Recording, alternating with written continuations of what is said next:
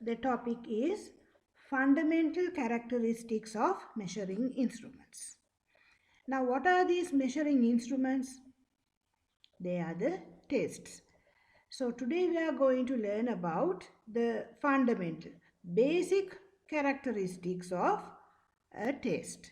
Right? In other words, what are the qualities or the features of a good test? Right?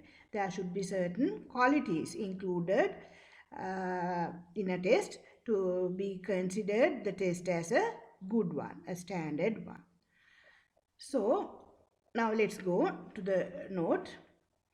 There are three fundamental characteristics that should be in a measuring instruments. So there are three characteristics that should be included in a good test. What are those? 1. Reliability. 2. Validity. 3. Practicability. Right? There is a mutually integrated relationship among these. Mutually integrated relationship. That means they are interrelated. These three terms. Actually, the reliability means the consistency or the stability of the marks in the tests. Right? Now, even when we consider a person, we say he is reliable. That means he does not change that much, maybe. Right? He does not change that. Likewise, reliability means if a test is conducted repeatedly, you should be able to get more or less the same results. Right? So then we can say the test is reliable. Right? Does not change. The standard is maintained. Like that. So now if we take 2019, 2020, right? 2 years. And you have your final exam maybe. 2019 final exam, 2020 final exam. Measurement paper. If the 2020 paper is too easy, and then the students will score very well compared to 2019 paper. So is the standard maintained there? No. So we cannot say that 2020 paper is reliable. Okay, you need to maintain the same standard. Then only you can score more or you can get more or less the same results. If you can get more or less the same results, we can say the test is reliable. That's the meaning of reliability. Validity means if the test should be constructed based on the relevant content. Right? If it is a grade 7 year-end test, the test should contain the whole questions based on the whole syllabus, not only a few components. So validity means the test should cover, or the test should be based on the whole syllabus or the prescribed syllabus, and they should be relevant to the objectives of the teaching. Practicability means the practicality of the conducting the test, right? Arranging the hall, constructing the papers, the quality of the paper, likewise. So we can say there is a mutually integrated relationship among these three terms: reliability, validity, and practicability. Validity is the basic factor for securing reliability. Right? Validity. What is validity? If a test is constructed to measure the relevant prescribed syllabus and objectives. Right? So validity is the basic factor for securing reliability. Practicability should be very distinct in operating the test. In order to secure these three characteristics in a test, it is necessary to be careful at the very stage itself when the measuring instrument is being made. So we'll be discussing all these three characteristics in detail. So what you have to remember is these three terms, these three characteristics, features are interrelated and they should be included properly in the test. Then you can have a quality instrument test. We'll go to the first one, reliability. What's the general meaning of reliability? Stable, right? Reliable, stable, does not change much. If a test can obtain more or less the same results even when it is tried repeatedly, then we can consider it as a reliable test. Okay, if we conduct a test repeatedly and if we can get more or less the same results in each occurrence or the test, then we can say that test is reliable because we can get more or less the same results. The test has a good standard. In other words, if a test is to be reliable, the result we get from it should be remained unchanged from time to time, place to place, or from examiner to examiner. Right? So we are talking about the test results. If the results remain unchanged, or if we can get more or less the same results from a test, if it is conducted in different times, different places, and the papers are marked by different examiners, then we can say the test is reliable, right? So the reliability of a test depends on the scores, marks of the test. You have to underline these things. But you should know, but you have to by heart the definitions because most of the time you get questions or you are asked to define these three terms. If a test can obtain more or less the same results, even when it is tried repeatedly, then we can say it's a reliable test. In other words, a test is reliable if the result we get from is unchanged from time to time, place to place, and from examiner to examiner. So you can remember like this: reliability, repetition of results, and that's why I have included like this. Then you can remember reliability means repetition of results. So what do you mean by that? Even if we conduct the test repeatedly, we should be able to get more or less the same results, right? There's another way. Reliability means consistency of marks. They don't change. Stability of marks, right? Now look at these two sets of marks.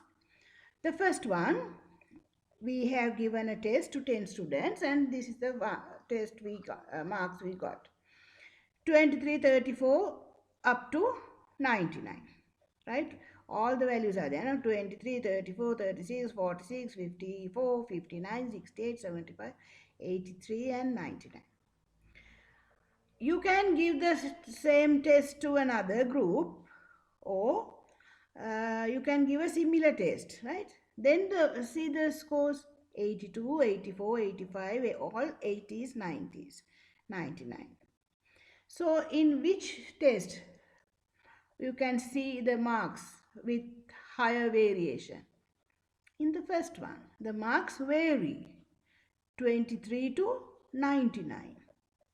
In the second one, 82 to 99. Right? The range or the span is shorter than the above one, previous one. So is it a good test? Is it a reliable test? No, because when it is tried repeatedly, you get different kinds of marks, right? If you can get more or less the same results, even in the second test, you get maybe 30 is to 99, so the same, more or less the same. 99 or 100, more or less the same, but here the variation is high. So this is not a good or a reliable test, right? So yeah, a test is reliable if we can get more or less the same results when it is tried repeatedly. But there are instances where we can see significant variations in the test results. Actually, most of the time it's like that. Right? We can see significant variations, clear variations in the test results when the tests are being repeated. The degree of reliability of a test depends on the degree of the variation of the test marks. As we discussed earlier, variation of the marks, the reliability depends on the variation of the text marks. When the variation of marks is at a low level, if the marks do not change a lot, right, the variation is short, the reliability of the test increases. When the variation is high, the reliability of a test decreases. Even if we take one test, say the first one, the variation is high from 23 to 99. The range is high. How do we get the range? 99 minus 23 plus 1, right? In the upper one, the range is high, so the reliability is low, right? The variation is high, so the reliability of the test is low. Reliability means the stability of marks. The marks change from 23 to 99 here. If we take the second tests separately, here the range is, or the variation is low. The second test is reliable, right? That way also we can get the variability. Here you can see there's this diagram. Variation of marks. When the variation of marks is high, the reliability of the test is low. What kind of relationship is there? You know the relationships now. There are three types. What are those? Positive, negative, and zero. Here, variation of marks is high, reliability is low. What is the relationship? Is it positive or negative? Negative. Why? Here the direction, in both aspects, the direction is different. If the variation of marks is high, when one variable increases, the other variable decreases. So there's a negative relationship between variation and reliability of the test. When the variation of marks is low, the reliability of test is high. So which one is good? The second one. Variation should be not high, right? It should be low, and then the reliability of the test is high. A test with high reliability, we can say a good test. Now let's go to the next point. There are certain factors that affect the variation in the test results. Why do we get different marks in different settings? Right, underline this one. Factors that affect the variation in the test results. So what are the causes for these high variations? First one, factors affecting, not affecting, affecting. Factors affecting the individual at the test. 2, factors affecting the examiners. remember at least, now there are 8, no, remember at least 3 or 4 points, right? Factors affecting the individual, factors affecting the examiner. දෙගොල්ලොම හිතන්න. The examinee and the examiner, right? Then the shortcomings of the test itself. There are certain limitations, weaknesses in the test itself. So sometimes you may not get more or less the same results. The length of a test, the speed of a test, right? Speed, some test, now if we time 30 MCQs in 45 minutes. Some students can answer all 30, some students can't. Right? If we take some aptitude tests, so the speed matters, right? In selections,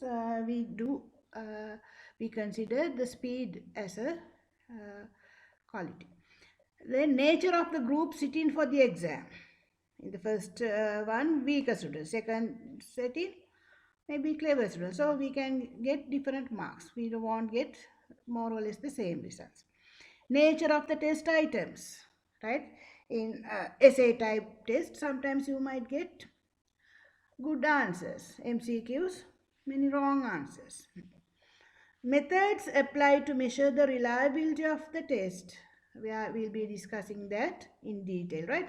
So we measure the reliability by different ways. So methods applied to measure, that may also affect the variation in the test results. We'll take the first one. Factors affecting the individual at the test, right? The examinee, the child maybe. Health conditions. In one test, the child may have a headache, fever, stomachache, whatever. So he couldn't do the test properly. The marks are low compared to the previous one. So the variation is there. Mental and emotional conditions, right? Depressions, mental unrest. So the variation is there. The traits, abilities and skills of the individuals. Then the creativity and writing speed, maybe two groups of students or single student in two settings. Right? Ability to understand the instructions. Some are good in understanding the instructions, some don't. යන්නේ කොහෙද? මල්ලේ පොරු කරනවා. You also, right, read the question properly, underline what you are to do. You have to do that. Motivation and past experiences, knowledge of the subject matter, standard of the practice, memory, and physical discomforts, right? Direct sunlight, noise, bugs. මකුණු කනකොට උත්තර වැරදිලා දෙවෙනි සැරේ. So those are the factors affecting the individual at the test. Second one, factors affecting the marking examiners. 1. Personality traits of the examiner. Some examiners are very strict in marking and assigns low marks for the answer scripts. Some are very lenient, right? They give high marks. Very lenient, assigning very high marks, while the others are average in giving marks. So these personality traits also affect the variation in marks. To minimize these, we have this detailed marking scheme. Number 2, temporary factors. Mental health of the markers, right? Health condition, that means physical health condition, alcoholism. Sometimes some markers, they are not allowed to take alcohol, but if they take alcohol, sometimes they might give a lot of marks, or sometimes they might get angry and give very low marks. Various family problems, fatigue, that's true. No? If you mark a lot of papers, you get tired. So with irritation, you tend to give marks. That's why there's a limit. I think 40 papers, 20 to 40 papers per day. Fatigue and low of motivation for marking answers, degree of motivation for marking answers. Sometimes they don't get paid well, right? Receiving very weak set of answer scripts after the ones of high standard and vice versa. That's true. Sometimes we begin with weak sets, with a weak set. So we give average marks, and then we come across good papers, right? Then we tend to give very high marks. That's not correct. That's why we have to follow a marking scheme properly from the very beginning. So there won't be any variations even if we get good or weak answer scripts. Professional qualities, degree of teaching experience, degree of training and practice in marking, right? Then new ones maybe give lot of marks or deduct lot of marks. But there we have to maintain an average level. Knowledge of the subject matter, degree of commitment, ability in decision making. Right? Sometimes it's like that. Now we'll say naming the plants of a, naming the parts of a tree. The word given is buds. In the marking scheme, the word is buds. Right? If the students have written young leaves or tender leaves, so whether to give marks or not. The experienced markers, they will give marks for tender leaves. The others may not. The word given in the marking scheme is buds. So they have written something else and like that they will not give marks. So that is also there. Professional qualities and the experience and the practice. Number 4, degree of guidance received in marking. Most of the time, the marker is not the setter of the paper. That's true.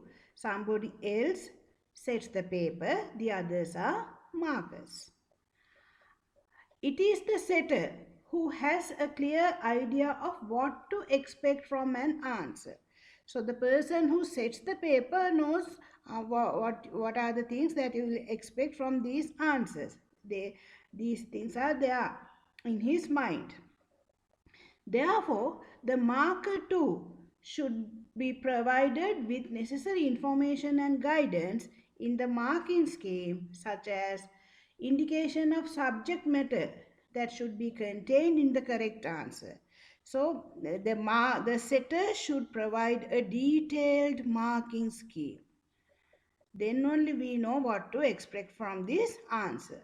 Right? If he doesn't provide the detailed marking scheme, we don't know what are the expected answers. Because everything in his own head. Right? Subsections and amount of marks that should be assigned. For this part, 5 marks, how it's distributed. Right? How the marks are allocated. Matters that should be ignored in assigning marks. Certain things, for example, when we mark your measurement paper answer scripts, we ignore or we ignore your spelling mistakes, grammar mistakes. Right. Number 5, the type of criteria used in assigning marks. This is the first paper question, right? The type of criteria used in assigning marks, there are 2 types. First one is the impression marking, second one is the analytic marking. Impression marking, assignment of marks according to a ranking system. Example, grading. Grade A, right? Distinction or grade A. We'll say A pass, that is between 75 and 100. So those students who got marks between 75 and 100 will get an A. If Amali got 75, if Bimali got 100, both will get A, right? So this impression marking minimizes the effect of variation in marks. Here the variation is, there's no variation. Amali also got an A, Though she got 75, Vimali also got an A. No variation, two A's, right? Uh, Effect of variation in marks, since there is a wider range included in the marking criteria, wider range, 75 to 100. Now that is impression marking, right? Ranges are there. B, what is that? B is 55 to, no, 54 to, no, 50, B is between 65 and 74, right? 65 and 74. C is 55 and 64. So there's a range. Those who got 55 and those who got 64 will get a C pass. Second one, analytic marking provides a high degree of variation since it follows a system, right? So analytic marking is like that. For each part you give marks, and marks are counted. You'll get the total marks, not a grade, right? Analytic high degree of variation since it follows a system where the marks are assigned according to subunits or analyzed parts of the answer. So Amali got no grades now, 75. Bimali got 100. So the marks are stated. So you can see a wide variation because different marks are there. Earlier one grouped, right? The variation is low. That's why. Those are the factors affecting the marking examiner. Right? Under this, there's yeah, that's all. No, here. Next subtopic: examiner reliability. We are checking whether there's a variation between two examiners. Right? They are awarding of marks. There's another name for this examiner reliability: marker remarker method. Right? If the assignment of marks of the examiners is consistent, then there is examiner reliability in the marking. Underline that sentence, right? Examiner reliability means if the assignment of marks of the examiners is consistent, there's no variation. More or less, the two examiners have given more or less similar marks. We say now in the correlation, say Amali, for Amali's essay, two examiners, right? One has given 65, the other has given 67. For Bimali's essay, one has given 72, the other one has given 70. For Simali's one has given 79, the other one has given 80. More or less the same, right? So then we can say there's an examiner reliability in the marking. Reliable, stable, there's no variation or low level of variation. When examiner reliability increases, the reliability of the test also increases. Right? What's the meaning of reliability of a test? If a test can obtain more or less the same results when it is conducted repeatedly, then the test is reliable. When the examiner reliability is there, definitely the test reliability also there.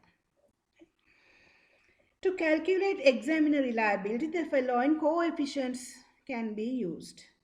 Spearman's rank order correlation coefficient. That's why when you interpret the results, when you calculate the coefficient, reliability, examiner reliability, I told you there's a positive, strong examiner reliability between test A, marks of test A and test B. That's how You interpreted those results, right? So examiner reliability means the consistency in the marks, the allocation of marks of two examiners. Or you can use Carl Pearson's product moment correlation coefficient. When we studied the correlation, we studied only Spearman's rank order. That's what's given in your syllabus now. In the previous syllabus, we studied three methods. Carl Pearson's direct method, Carl Pearson's deviation method, Spearman's rank order method. Right? According to new syllabus, you will be studying only the Spearman's rank order. But we can find the coefficient using this method also. How can you interpret that one? I mean, even the Spearman's rank order, the coefficient, plus 1. There's a perfect examiner reliability between the examiner. 0 means there's no agreement, reliability between there's no definite clear, there's no clear relationship, 0 relationship. 0.5 means moderate, average, 50%. Means average, positive, average relationship between the markers of. So that's the examiner reliability, right? What's the method? Marker, remarker method. Then methods of securing examiner reliability. Put, 3 stars. How can you secure or establish examiner reliability? We discussed about the factors affecting the marking examiners, no? Say personality traits, say temporary factors, their health, alcoholism and all professional qualities. So there will be variations in the allocation of marks. How can we minimize those? Right? Minimize the variations. First one is how to minimize subjectivity in a test. Subjectivity means variations, right, in the marking. First one is including more objective questions. When you include more MCQs, right, objective questions. What do you mean by objective questions? There's only one correct answer and the allocation of marks is definite. So there can't be any variation, right? If you include more MCQs, you can minimize the subjectivity. You can increase the objectivity of the test, the reliability of the test. Or you can include more semi-objective questions, direct or one-word answers, right? Semi-objective, you know. Then you can include structured essay questions in a question paper, structured, guided ones, right? You give a diagram, maybe the digestive system. So the students have to write the flow. You give that structure. Those are 3, right? There are 3 methods. Number 4, providing a well-outlined marking scheme. A well-outlined, another name, a well-detailed marking scheme. So in that, you'll have to include what to expect in the answer. What are the expected answers, right? And amount of marks to be given for each part. For this, if they have included, and now we'll say the construction of your essay type answer. If you had included the introductory sentence and concluding sentence, then you are given marks. If you have included the explanation or the definition of the term, you are given marks. If you have given an example, you are given marks.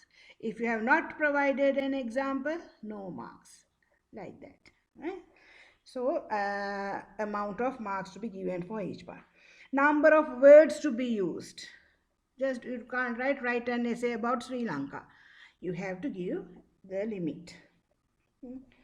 Then getting the marking scheme approved through a discussion prior to the commencement of marking. right? If you are the setter, you have to prepare a well outlined marking scheme, and you have to get it approved through a discussion. You have to forward it to a panel, right? Then the people in that panel will go through the marking schemes, the question paper, and they will discuss, right? You have to do this prior to the commencement of marking. Then, so how many points now? 1, 2, 3, 4, 5.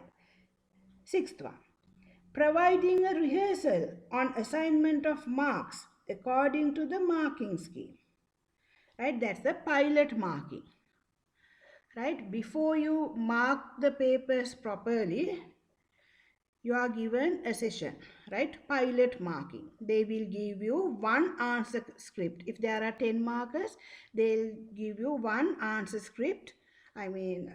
Photocopies of one answer script to all 10 markers, and they'll be given the marking schemes also, and they'll be asked to mark according to the marking scheme, those 10 markers, right?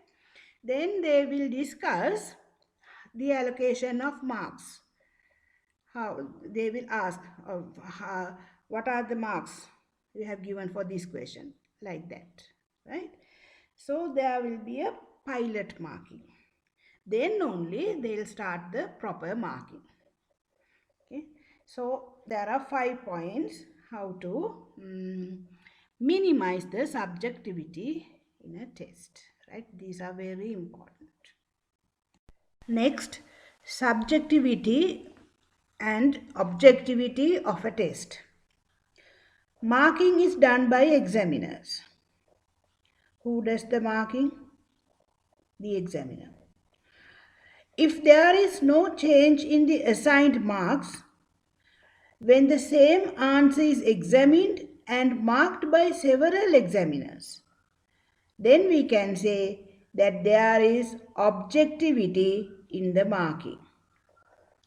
So, if there's no change in the assigned marks, given marks by several examiners, then there's objectivity, right? The marks, the assigned marks for a particular answer does not vary from examiner to examiner.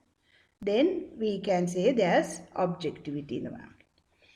One can resume the objectivity in a test by giving MCQs, structured type questions, etc.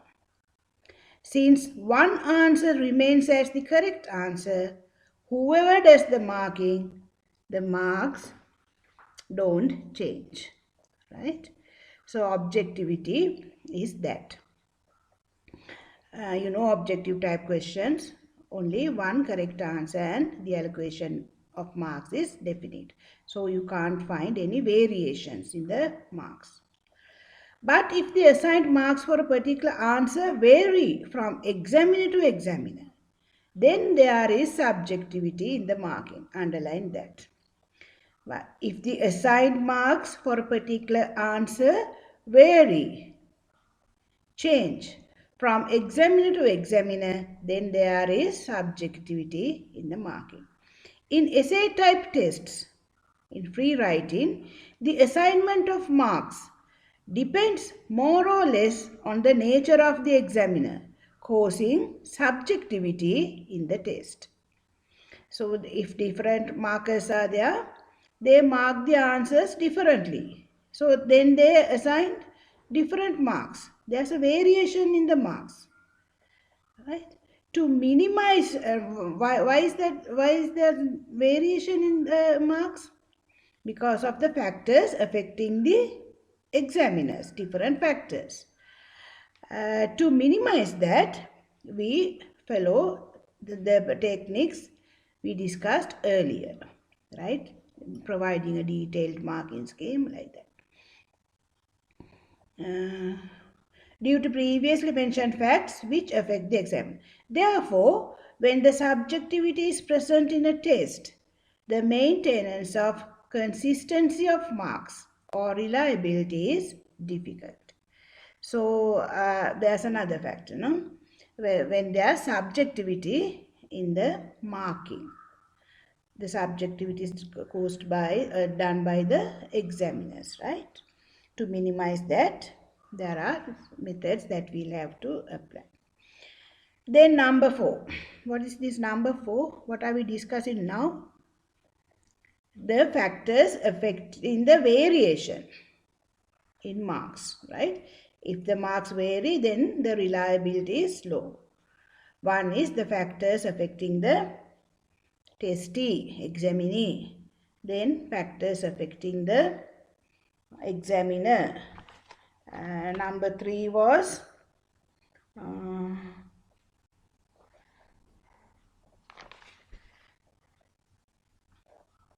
shortcomings of the test itself. Yeah. Then number 4, the length of a test. If there are more questions in a test, greater the reliability. Yeah, these things are all right. Remember at least 3 or 4. The speed of a test. All are not capable of answering at the same speed. Therefore, it is difficult to obtain marks at speed test. As a result, marks tend to vary according to the speed in the speed test. Example, aptitude test. The nature of the group sitting for the test. If the abilities of the candidates are equal, then the variation of marks is less. If the group is unequal, variation is more. Then the number of test items, right? Questions. Last one is the method applied to measure the reliability of a test. Now we'll be discussing this in detail. There are 3 methods that we can apply, and based on the method, the success of the method, the variation or the interpretation varies or will become different. So those are the 8 points that cause the variation in marks, right?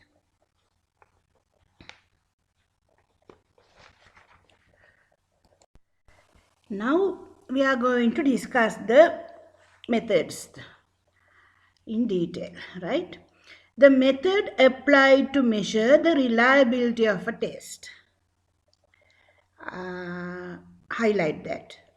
These 3 are the methods that are used to measure the reliability of a test, right? Now, if we want to measure the reliability between the marks of the examiners, then marker remarker method, right? We get 2 sets of marks of the examiners, 2 examiners. Then we find the correlation coefficient using Pearson's direct method, and then we interpret, right? So to measure the examiner reliability, we use marker remarker method. To measure the reliability of a test, we use 3 methods. First one is coefficient of stability. That's the coefficient. The method is test-retest method. In this, we calculate the coefficient of stability. Second method is parallel or equivalence method. Here we calculate the coefficient of equivalence, not equivalent, right? Equivalence. Third method is split half method. In this method, we calculate the coefficient of internal consistency and then we apply it to the Brown formula, right? Here, don't worry about these things. You don't have to calculate any of these methods, right? Coefficients. Only thing is you must know how to conduct these tests, methods, right? That's what you have to remember. These 3 are the first paper questions like this. What is calculated in test-retest method? 1. Coefficient of equivalence. 2. Coefficient of stability. 3. Internal consistency. 4. Something else. Right? Then you have to find the correct answer. Right, like that. Now we are going to the first method. Here you must know how to conduct this method. How to carry out this method. The coefficient of stability, it's related to test, retest method. Remember the name, right? By the way, you can remember like this, no? Test, S is there. So, stability. Like that, any method you use to remember, find the connection. In the test, retest method, a particular test is given to a group of students. And after a short interval about 1 to 2 weeks, during where no teaching is done relevant to the questions in the paper, then the same test will be given to the same group. All right. Now what you have to remember there? In this test retest method, the teacher designs a test, right? And she'll get a sample, maybe 10 students, and she conducts the test and gets the marks. All right, that's the first step. Then there's a gap of maximum 2 weeks. There should be a gap, right? Maximum 2 weeks. And what's the condition? In this period, you should not teach anything related to the test, content in the test, right? During where no teaching is done relevant to the questions in the paper, right? There should be a blank gap. Then after 2 weeks, the same test will be given to the same group. Underline those. Same test will be given to the same group. Same students, right? Amali, Bimali, Simali, Dimali. Right, same group. Now how many, and get the marks. Now how many sets of marks do we have? 2. Right? Then by using Carl Pearson's product moment correlation coefficient. That means Carl Pearson's direct method, right? The relationship between the marks of the two sittings will be studied. So the correlation coefficient will be studied. Now look at, now here these things are not in your note, but just to explain I have included this.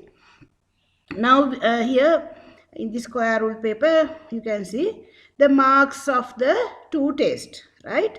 Students, there are how many? 1, 2, 3, 4, 5, 6, 7. 7 students.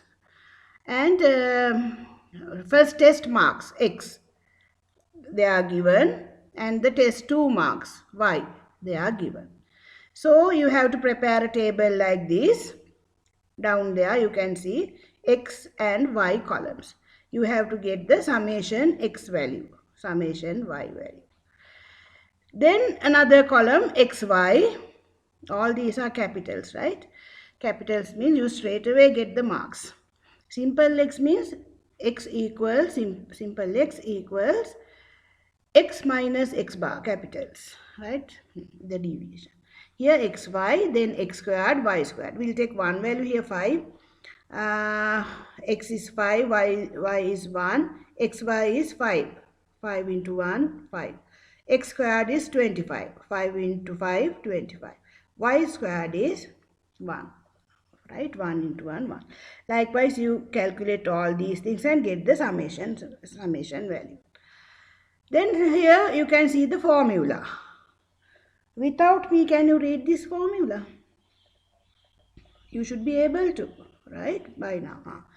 Rho equals n into summation xy minus summation x into summation y divided by square root of n into summation x squared minus summation x whole thing squared into n into summation y squared minus summation y whole thing squared.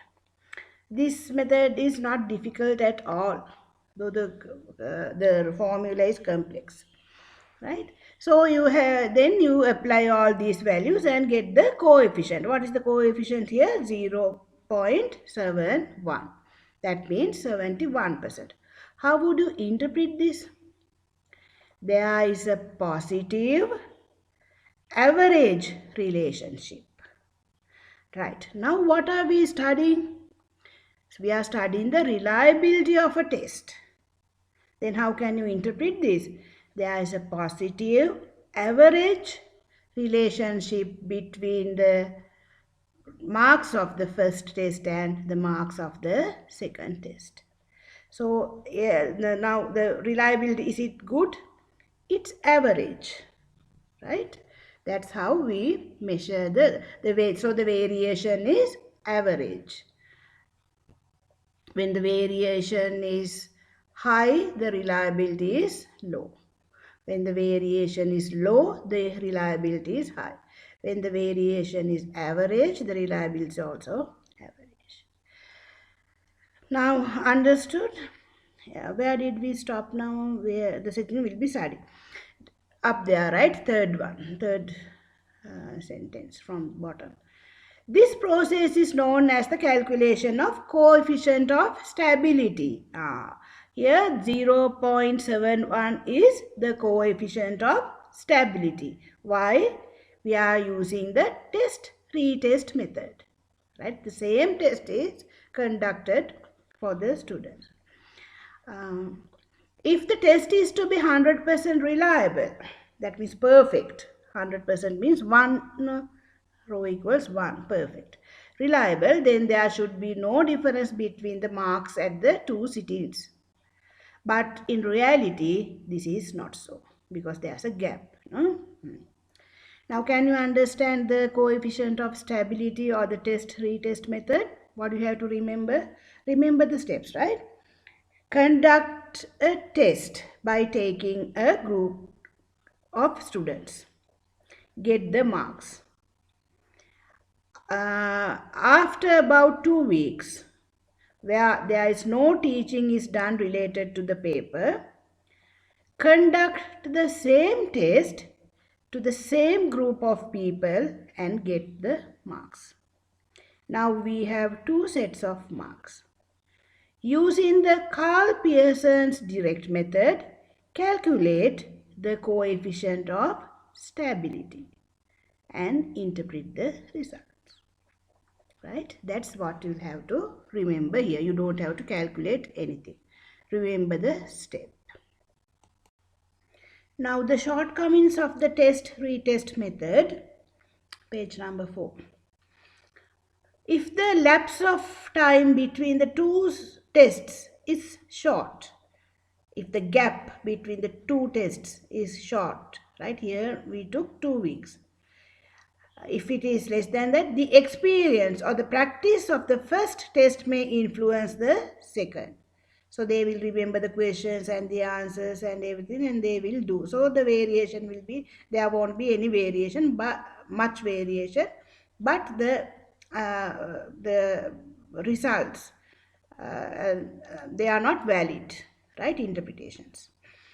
If the gap is too short, it will, if the experience of the first test may influence the second shortcoming. If the interval is too long, on the other hand, if the interval is too long, the nature of development within living individuals and the impact of emotional and physical environment may affect the second test. Totally, they will forget the content in the first test. Subject matter also. So they may fail, they might not perform well, right? So then we don't get proper results, valid results. Those are the shortcomings. That's regarding the gap. If it is too short, definitely the experience will affect the performance and That will in turn affect the variation. If the interval is too long, that also they will forget the content of the test. I mean the subject matter. They'll forget what they have learned and might perform poorly. So there will be variation. Now second one, first one was coefficient of stability. What's the method? Test, retest method. Second one, coefficient of equivalence. What's the method? Parallel or equivalence method.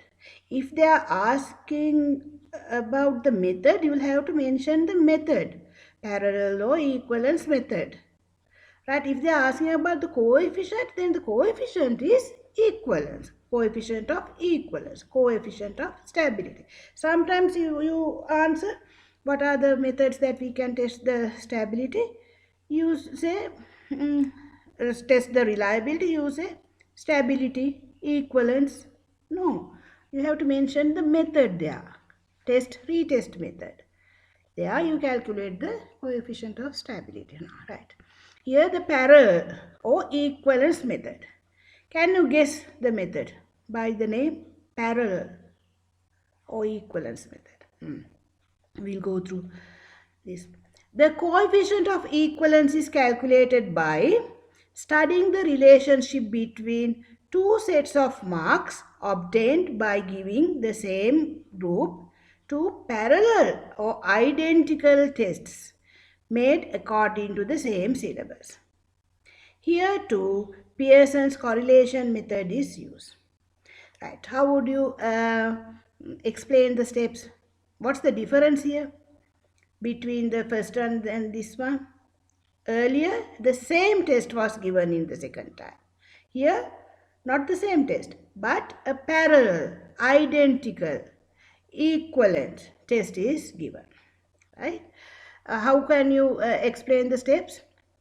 The teacher designs a test and conduct it to a group of students and get the marks. After 2 weeks, where within that period no teaching is done relevant to the content of the test, the teacher conducts a parallel or identical test to the same group of students. The only difference is the test, right? Earlier it's the same, here a parallel test, identical test, and get the marks. Now we have, the teacher has two sets of marks. Using Carl Pearson's direct method, calculate the coefficient of equivalence and interpret the results. Right? So actually what we use in day-to-day life, we use this method, equivalence. Say O-level papers will say maths paper. We don't give the, now to maintain the reliability, we don't give the 2019 paper to 2020 students. Not the same test, not the same paper, even after 1 year. But what do? We prepare a parallel test. Similar, maintain the same standard, similar standard, but a different test. Right? That's how we get this. We can give the same test also in certain cases. Now when we are doing the action research, we give pre-test and the post-test. It's the same. Right? Here in national exams, final exam, we give different test, but they are same in the standard. Right? Shortcomings of equivalence method. 1. Difficulty in preparing identical tests. It's very difficult. Number 2. When the similarity between the two tests increases, this method becomes more or less similar to the test-retest method. When we try to not to deviate from the standards, it becomes more or less the same test. Right? If the two tests are identical, the practice of the first will influence the second. All right. and the above things also included, right? The gap, whether it's too short, whether when it is too long. Third method, split half method. Split half. දෙකට බෙදනවා. එකක් තමයි දෙකට බෙදන්නේ. Right? You divide one unit into two parts. So remember internal consistency. So what's the coefficient here? Internal consistency. Internal. So you take 1 and divide it into 2 and get the relationship between the two parts. Right? That's why internal consistency. The coefficient of internal consistency can be calculated using the following methods. Here, just remember the split half method is used to find the reliability, and the coefficient is internal consistency. Right now, there are methods: split half method, Cooder-Richardson formula, Hoyt's variance analysis, and there's another one. Right? We are not going to deal with those things. In the next page, we are studying how to do this. Right? Split half method. In this method, there is only one test. Right? That's one difference. Only one test. And it is held only once. In the earlier two tests. Actually, in the first one test, but held twice. Right? Here, the test is held only once. After conducting the test, the test items, what are these items? Questions. The test items will be divided into two groups, either according to their numbers or even. Right? If there's a test paper, if there are 10 questions, 1, 2, 3, 4, the numbers are like that. Then you have to have two sets of marks now to use this, find the relationship. And in one set, you can take the answers, marks of the odd numbers. Question number 1, question number 3, question number 5, marks of those. And for the other test, even numbers, right? According to their numbers, odd or even, or according to the subject units or themes. When you construct a test, you include several units. So you can say unit 1 and 2, set 1. Unit 2, 3 and 4, set 2. Like that. After splitting the test into two halves with the use of Pearson's correlation method, now you have the marks now. So you split the marks according to the above criteria into two parts. Then use Pearson's correlation method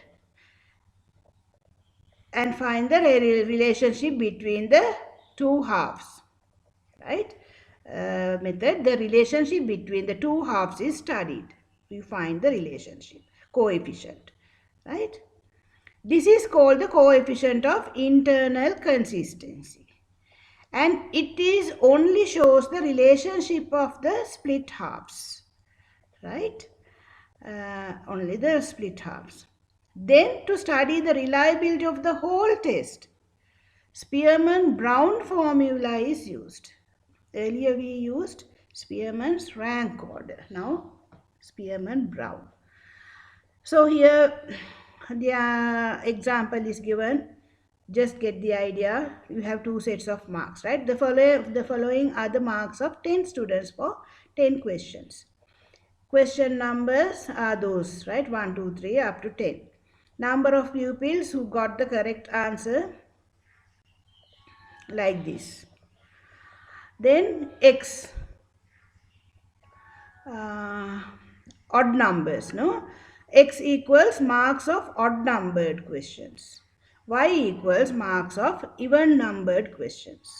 So you have X and Y, and using the formula, you calculate everything in the table and apply these findings, summation values into this formula and calculate the row value. So you call this as the what is the coefficient of internal consistency. What is that? 0.04, 4%. So the relationship is very low. Spearman's-Brown formula is this, and you apply that. That rho equals half because it's internal one. So 2 into 0.04 divided by 1 plus 0.04, and the answer is that. Based on that you can interpret. Don't worry about these things. Remember the facts, right? The steps.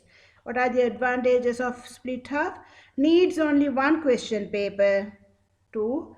Holds the test only once. Disadvantages: difficulty in separation of items satisfactorily. So in split half method, you conduct one test to one group of students only once. Then you divide the marks into two halves. How?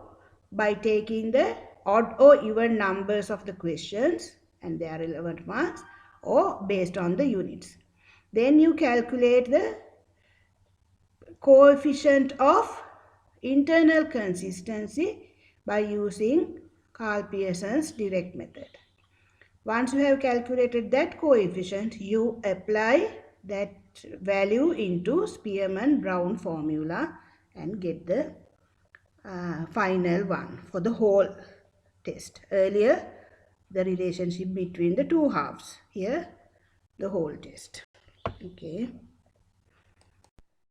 Next one, Cooder-Richardson method. Here, we'll go through this. The test is conducted once. Underline that. The test is conducted once. The number of correct and incorrect answers given for each question is calculated. Right? Here we are paying attention to the correct and incorrect. That's the division. Correct and incorrect answers given for the each question. Then the coefficient of reliability is calculated using either KR formula 20 or KR formula 21. What is KR? Cooder-Richardson. KR 20 formula is used when the difficulty of the questions is equal. That means the questions are equally difficult. In the test paper, if the questions are equally difficult, we can use KR20 formula and get the correct answers and incorrect answers and apply the formula, this one. Then KR21 is used when the difficulty of the questions is not equal. That means some questions are difficult, some questions are easy. In that situation, you have to use KR21. The calculation is given down there. So don't worry about any of these. All you have to think about, remember, is Cooder-Richardson method. You find the test reliability. Here you are paying attention to correct and incorrect responses. And there are two formulae, KR20 and 21. 20 is used when the questions in the test paper are equal in difficulty. 21 is used when the questions in the test paper are not equal in difficulty. That's all. The next page. Validity. Validity is, that's the second quality that we are paying attention to when we are constructing the test papers. Right? You have to maintain the validity of the test. Now, what is this validity? If a test is designed, another name, constructed, made, prepared. Okay. If a test is designed suitably and accurately to measure the qualities it is expected to measure, then it is a valid test. You have to by heart this definition, right? So we'll understand this statement. Therefore, validity is the suitability of a test to achieve the relevant purpose. To achieve the relevant purpose. What is that purpose? In other words, a particular test should measure accurately and completely only what it is supposed to measure, but not any other qualities. For example, if a teacher wants to know whether the students have understood the principles in stimulus response theory, then she should prepare a test including questions or test items relevant to that particular area only. In simple words, validity means we have to construct the test paper based on the content we are going to test. That's all, right? Based on the subject matter. For example, we'll say, I want to test your knowledge. I want to see whether you have understood the 5 domains, right? So I construct a test paper based on 5 domains. I have to include questions only based on 5 domains. I can't test your knowledge regarding the school-based assessment or different types of tools, right? Indirectly they are connected, but basically I have to include questions on 5 domains only. Then only we can consider it as a valid test, right? So validity deals with the subject matter or the syllabus, prescribed syllabus or the content. That's why it says, if a test is designed suitably and accurately to measure the qualities it is expected to measure. Now what are the qualities? Here in my example, the principles in the 5 domains, right? I want to check whether you have understood the 5 domains. That is what I expected to measure. So I have to include questions based on that. To measure the qualities it is expected to measure, then it is a valid test. So you need to by heart this definition. You can simplify it like this. If a test is designed suitably and accurately, you have to include those two terms, right? Suitably and accurately, appropriately and correctly. Suitably and accurately to measure what it is expected to measure. That's also correct. What it is expected to measure, then it's a valid test. Because when you get a question based on this, definitely they'll ask, if you go through the past papers, you can see they ask for the definitions. What is reliability? What is validity? What is practicability? So you have to give the correct definition. Many of you make mistakes, grammar mistakes in the definition. So by heart it correctly. If a test is designed suitably and accurately to measure what it is expected to measure, then it's a valid test. All right. There are 5 types of validities. First one, the face validity.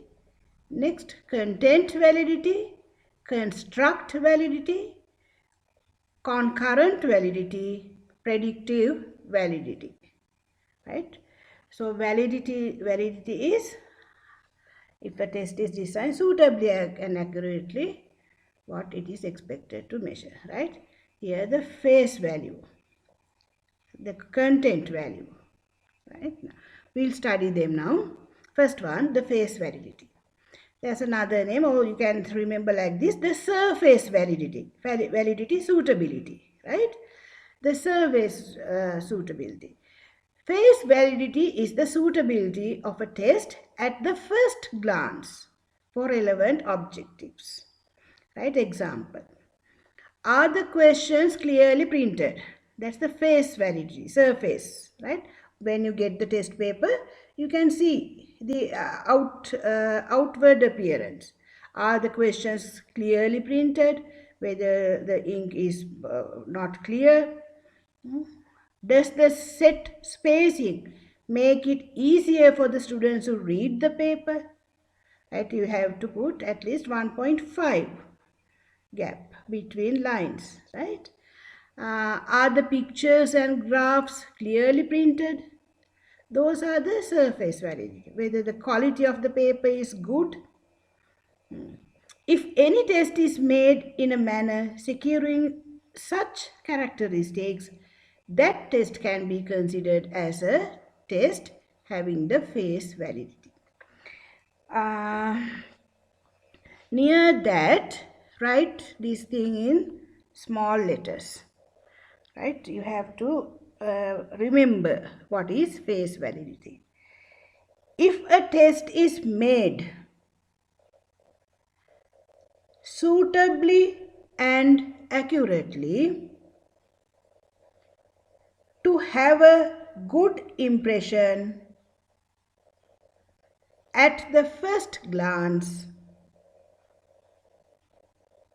then it has face validity. You have to include that part. What is that? Suitably and accurately, right?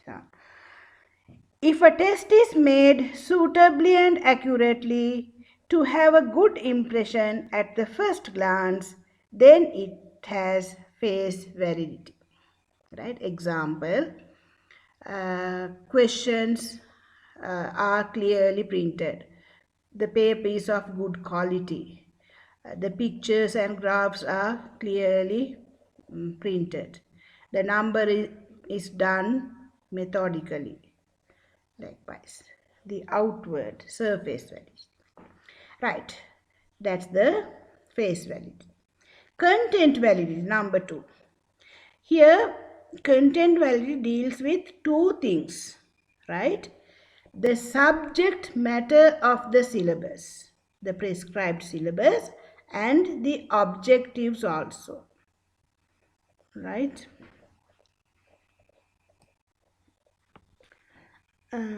Two things, the subject matter and the objectives. So near that subject matter of the syllabus, put a stroke and write objectives. Close the brackets. Now we'll go through this content validity.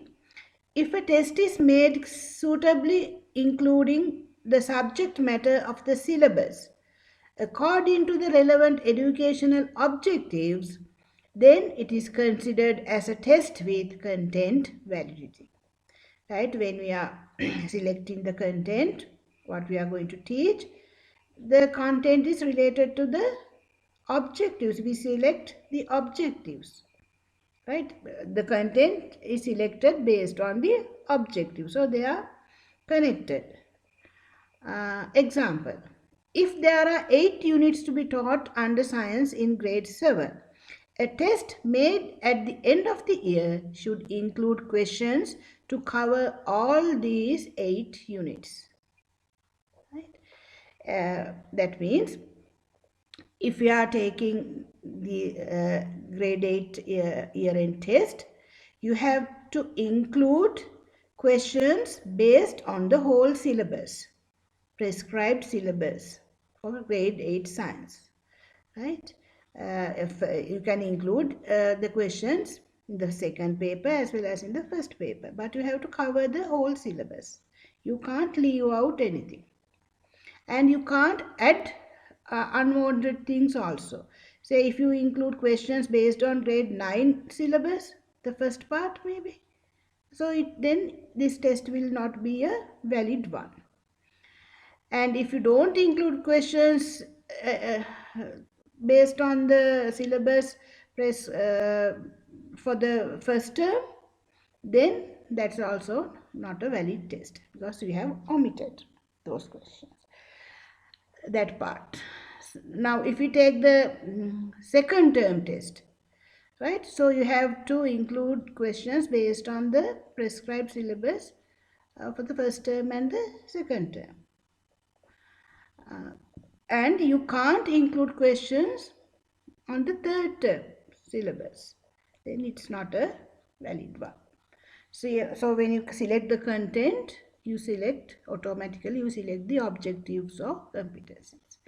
That's why the content validity deals with the subject matter and the objectives, two things, right? Now near that, write this one. If a test is made suitably and accurately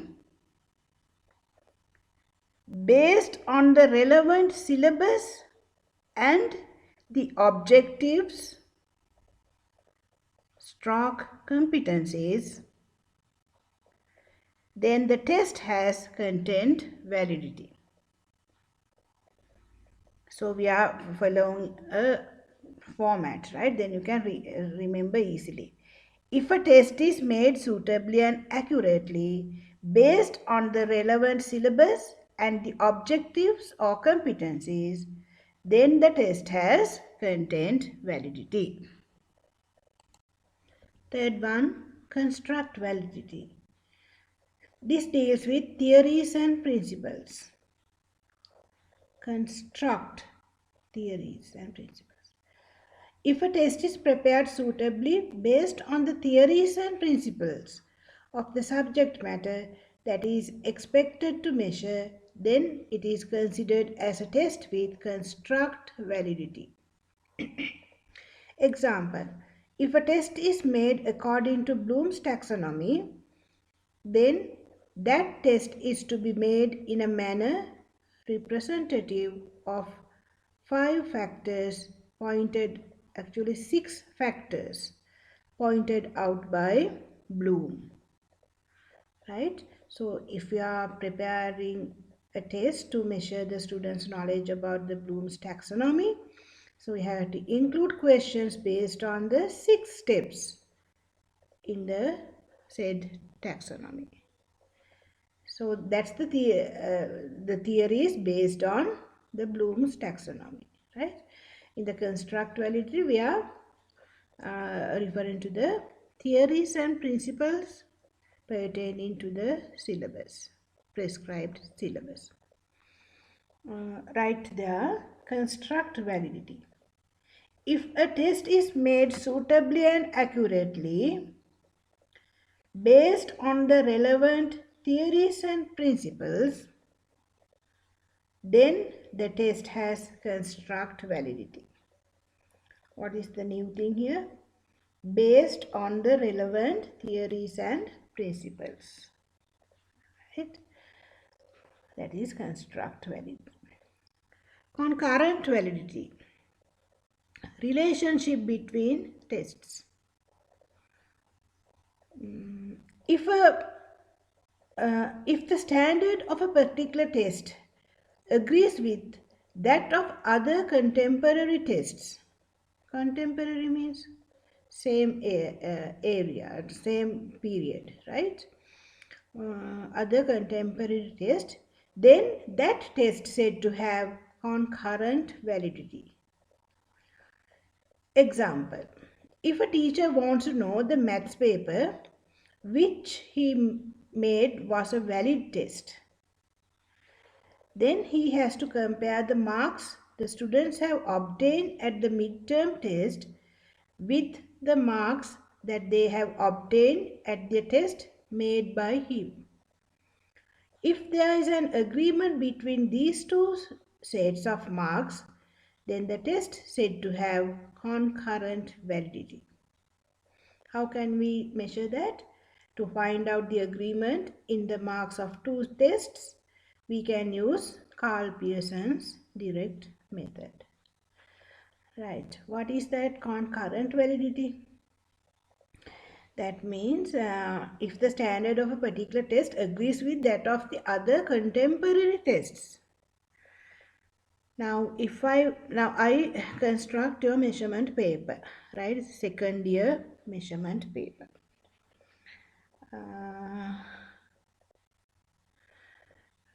we'll say your senior's paper, second year paper, right? Two past papers. Then I will take the final, no, not that one, because I can't get your final exam marks. We'll take school tests, right? Grade 7 year-end test last year, and that is 2020. 2019 grade 7 year-end test English. I want to see whether my paper 2020 paper was a valid one. So what I'll do, I'll get a sample, right? I'll get the marks of 2020 my paper and 2019 past paper, those marks. Then I will compare the relationship by using Carl Pearson's direct method, correlation analysis. Then I can interpret whether my one has a close relationship with the 2019 paper. Usually we say there's a positive, strong relationship, right? If there's a positive relationship, strong one. Concurrent validity, that's how you measure them. Write it. If a test is made suitably and accurately, maintaining the same standard in the other contemporary tests, then it has a concurrent validity, right? If a test is made suitably and accurately, maintaining the same standard in other contemporary tests, then it has a concurrent validity. How do you know the test has concurrent validity? You have to take a sample, right? Marks of a sample of your test or the one you want to check, and another contemporary test marks. Then find the correlation analysis coefficient. Last one, predictive validity. Foretelling. If a particular test is capable of predicting or foretelling performances of a student in a similar test, then it is considered as a test with predictive validity. Example, revision test of national exams. Right, your second year final exam and the final exam. Right, based on your second year final exam results, we can foretell, predict what will happen. I mean, what are the results you will get in your final exam. So this test should come stand along with the final exam. You have to maintain the standard, right? Then only you can predict. Grade 5 scholarship exam and performance of the grade 6 test. Carl Pearson's direct method can be used to find the strength of predictive validity of a test. If the correlation coefficient value closes to +1, then the test considered to be very successful in predicting the future. It has a strong positive relationship, right? That means it can predict the future performance. All right. There you write predictive validity. Now you should be able to make your own definition. What's that? If a test is made suitably and accurately, having the ability of foretelling the performance of students in the future tests, then it has predictive validity. If a test is made suitably and accurately, having the ability of foretelling, having the ability of predicting the performance of students is apostrophe. The performance of students in the future tests, then it has predictive validity. So, there are 5 types of validity. Face validity, that is what? The validity regarding the surface suitability, right? Quality of the paper at the first class. Content validity, it deals with the subject matter and the objectives. Remember, construct validity, theories and principles. Construct theory, right? Then concurrent correlation. Remember, concurrent double correlation analysis, right? So concurrent means relationship between tests in the same period era. Predictive validity means ability to foretell the performance of the future student. So that is validity. So what is validity? If a test is designed suitably and accurately to measure what it is expected to measure, then it's a valid test. Remember all these with examples. Now the third quality of a good test, practicability. Practicability of a test is the ability to use a test instrument. Test instrument means a test, right? The ability to use a test within the existing physical and social environment successfully. Add that word. That's an adverb, no? Manner adverb. Practicability of a test is the ability to use a test, ability to conduct a test successfully within the existing physical and social environment. Remember that, right? You should be able to conduct the test successfully within the available physical resources. Facts affecting the practicability of test. 1. Expenditure in conducting tests. It is important to adopt successful measuring methods with minimum expenditure without affecting their quality. You have to maintain the quality, and at the same time you have to pay attention to the expenses. Right?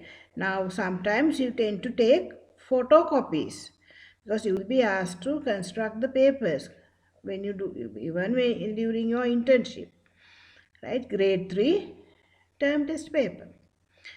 And so you tend to take photocopies for all the students. It's expensive, but the quality is fine.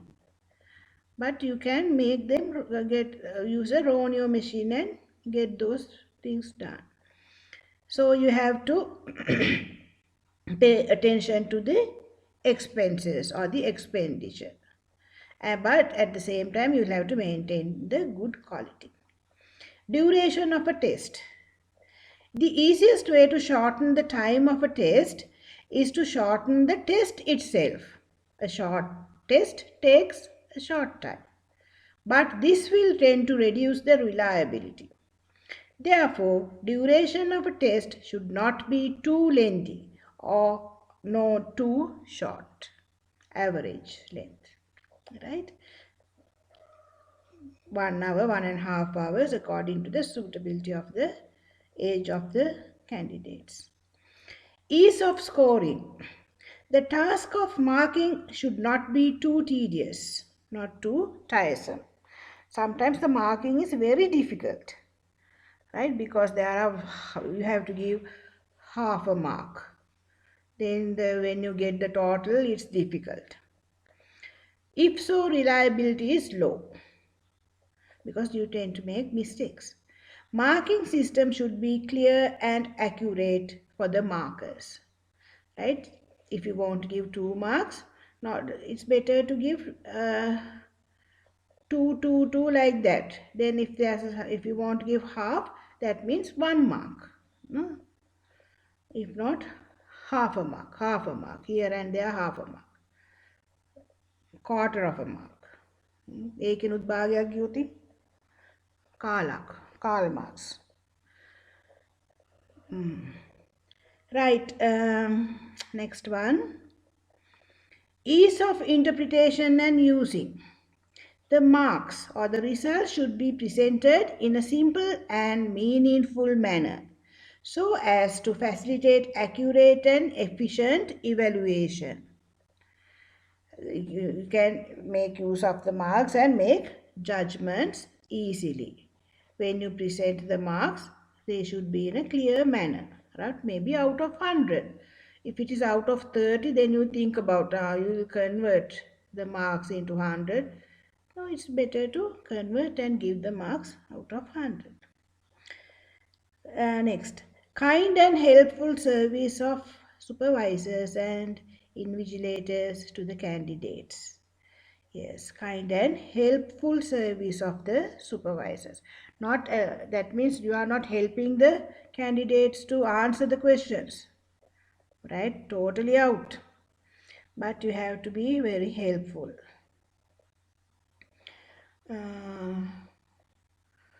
I'll explain that later. Supplement of all the necessary instructions before the commencement of a test. Announcements made now and then disturb the candidates. Yes. So all the instructions should be given before we start the test. Now, sometimes we make the test papers, right? We conduct the test, and in the middle of the test, we go to the class and say, "Sorry to disturb you all. Turn to the second page, third question. There's a mistake, and correct it." The students stop their work and correct it. Then after another 15 minutes, 20 minutes, once again you come to the class and say, "Sorry to disturb you students. Turn to page number 8. There you'll have to select 3 questions. Okay, not 1, 3 questions." Then once again, no, if there are mistakes, actually you'll have to go through the papers before you print them. But if you find mistakes, you'll have to inform everything before the commencement of the test. Now and then you can't disturb the candidates, right? Their flow of concentration breaks. Supplement of necessary stationeries at the scheduled time and in sufficient quantities. Graph papers, log tables, etc. Right? Yeah. Otherwise they will make the noise, no? Always talk, talk, talk. Like that. So it's better to give 5 papers, 10 papers. They can leave them when they go out of the exam hall. Extra ones. Right. Graph. Commencement and ending the test at scheduled times. Right? You have to start. If the test starts at 8:30, you have to start at 8:30 and finish at the scheduled time. Provision of question papers free of printing errors. That's very important. You'll have to do before the papers go to the print. Right? You have to check. Refraining from friendly chats and making other disturbing noises by invigilators. Yes, they talk, they get together and talk, especially school teachers, right? They give the test papers and then they get together and talk. You shouldn't do all these things. And yeah, refraining from friendly chats, disturbing noises. Some invigilators, those supervisors, they wear high heels and noisy slippers. And sometimes they stand very close to the candidates and watch over their shoulders. That's not nice. Right? Standard of physical and environmental factors. You have to pay attention to these also. Sufficient light. Some classrooms are very dark. You have to make arrangements. You have to talk to the principal and get a bulb. And air room, non-leaking roofs, right? Especially the in Candid District. The last year-end test, because it is conducted in the rainy season. Avoidance of outside noises. Actually, you can't stop them. Loudspeakers, vehicles, and all. You can close the windows. Quality of the desks and chairs. There are some broken chairs. You have to check them, right? And shaky desks making noises. You have to balance them. You can't buy new desks for the tests, right? If a desk is shaky, you can fold a piece of paper and put it under one of the legs. Then you can balance. That's why the practicability of a test is the ability to use a test, conduct a test within the existing physical environment, right? Within the capacities, your physical resources. So those are the factors that you have to remember regarding the practicability, right? So there are three main qualities that you have to maintain when you construct a test paper, right? The test paper should be reliable. That means you have to maintain the same standard, proper standard, so that you will, if you conduct a test repeatedly, you'll get the same results, more or less the same results. Then that is reliable. And validity means when you construct the test paper, you have to pay attention to the content, right? Suitably and accurately uh, measure what it is expected to measure. And practicability means the ability to conduct a test within the existing physical and social environment. Practicability of a test, right? When conducting the tests, practical aspects. Right? Those three are the main ones. Next subtopic, steps in making a test. Right. First one, deciding the parts of the syllabus to be subjected to test. When you are asked to construct a test paper, say grade 7 year-end test English. So what's the first thing you'll have to do? Deciding the parts of the syllabus to be subjected to test. Right. So grade 7 year-end test, the whole syllabus, right? In order to secure content validity in a test, questions should be formed covering the entire syllabus, actually covering the prescribed syllabus, right? That's the content validity, part of the content validity. That's why content validity is secured. So the arrow should come to the first and the second point. Second one, deciding the educational objectives that should be subjected to test, right? What are the objectives that you have to test, whether you have achieved them or not? uh, Actually, what are the objectives when a question is asked like that? 5 domains. Answer is always 5 domains. Prior to the conducting a test, it is necessary to identify the expected behavioral changes in cognitive, affective, and psychomotor domains. If it's a written test, right? If they are a practical test, personality traits, social skills. Even in the class, no, test is not only a written test, no, you can give them an assignment. So all 5 domains can be measured.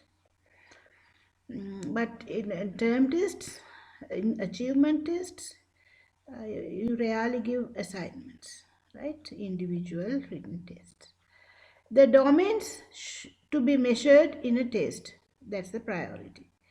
The mode of measurement, whether it's an oral test or written or practical test, checklist. What do you measure by checklists? Skills. How can you measure the affective domain? affective domain, attitudes, values, by the Likert scales, observations, right?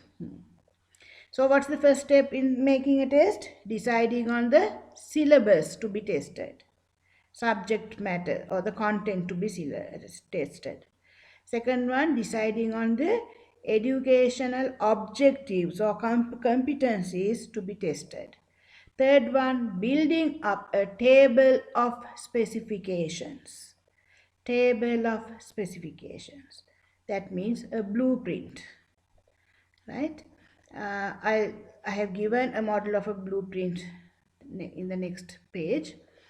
To secure the validity of a test, primarily the content validity. This is the first paper question.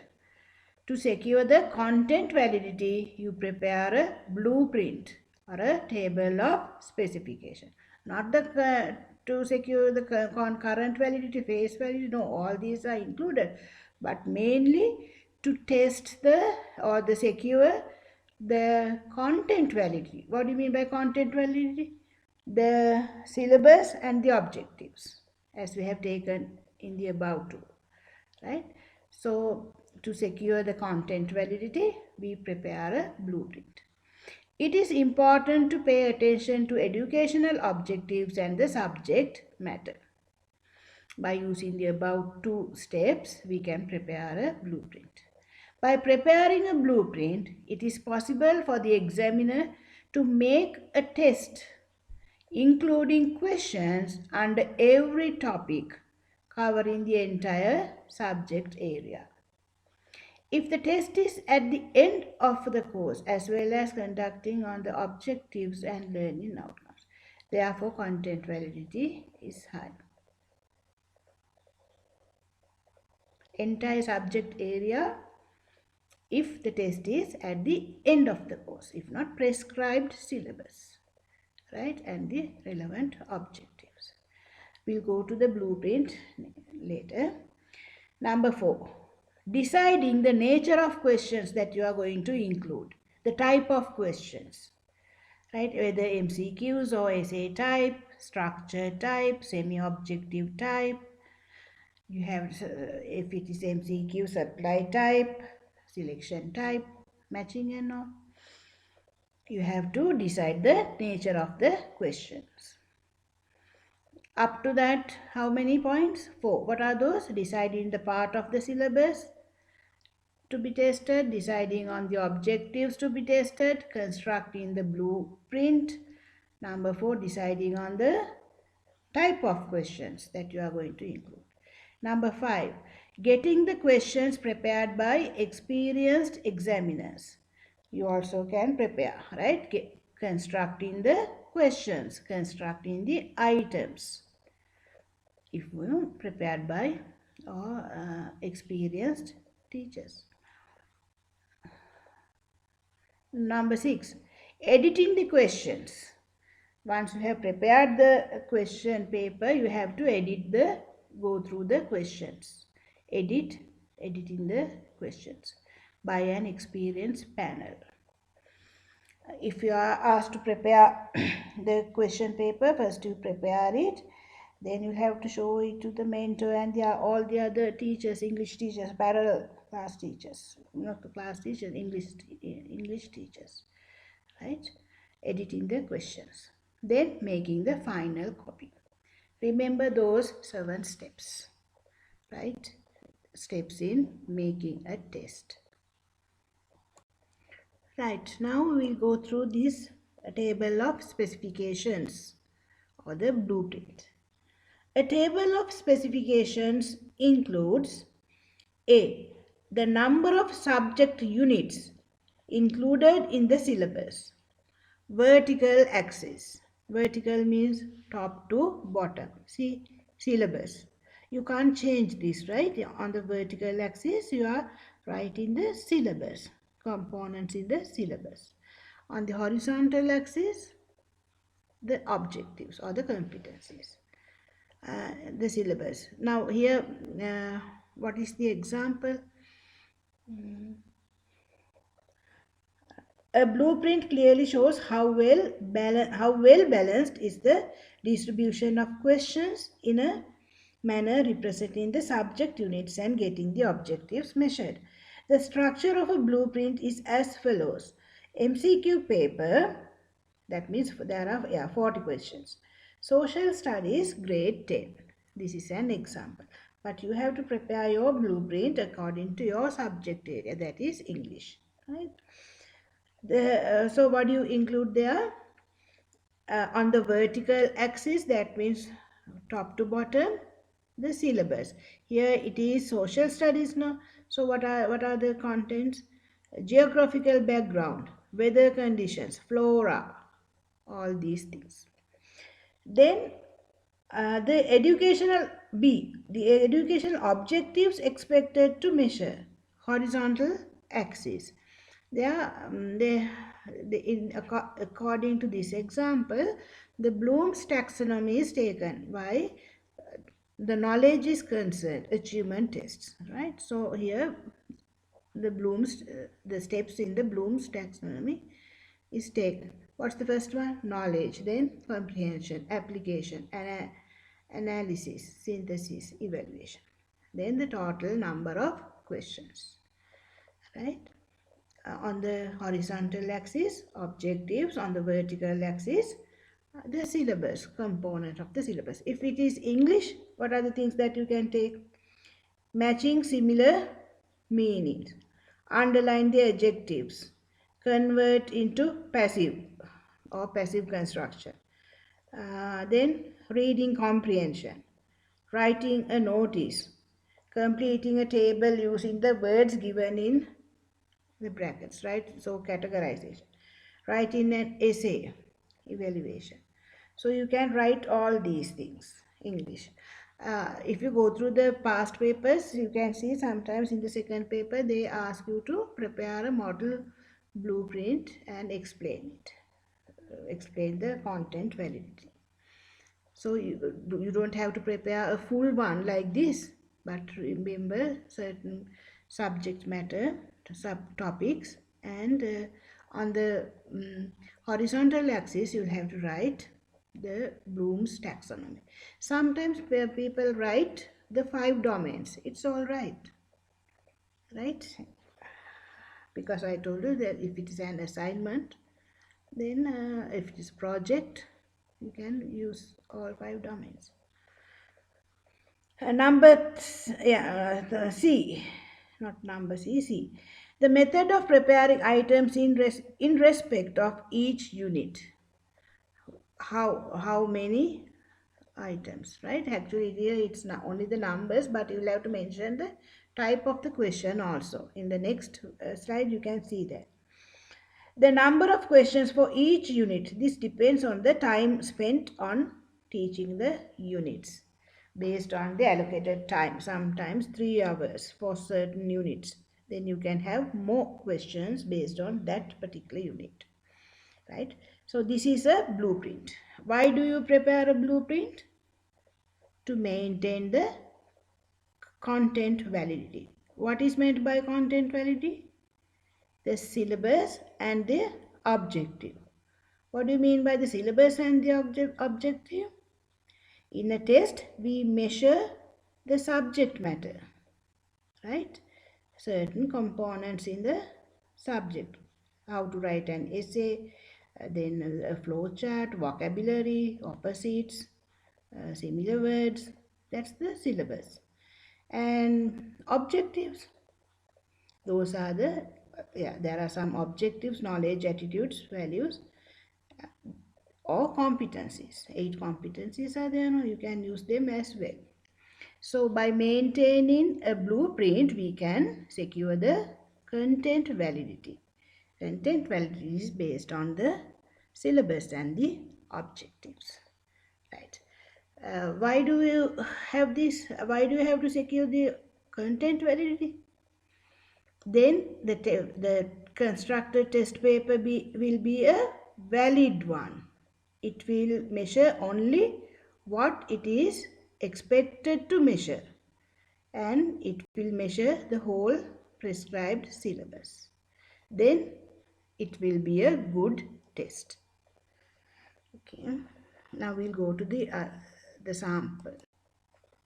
Now in this sample blueprint, this was done by your seniors, one group, because their assignment was constructing a test paper, year-end grade 7 English test paper. For that they had to prepare a blueprint, right? So this is a sample, but this is of not good quality, and it's a late submission one, so with low marks, many mistakes also. Now here objectives on the horizontal axis, here you can take the Bloom's taxonomy, knowledge, comprehension and everything, then the total number of questions. And on the vertical axis, the syllabus. Here pronouns, vocabulary, reading a notice or notice, picture description, contractions, rearranging, rearranging what? Rearranging sentences maybe. A poem, reading a poem, right? Read. Likewise, remember at least 5 things, because you have to prepare a model one at the exam, so you can't prepare a proper one like this model one. So certain components, remember, and then you put them in the table, right?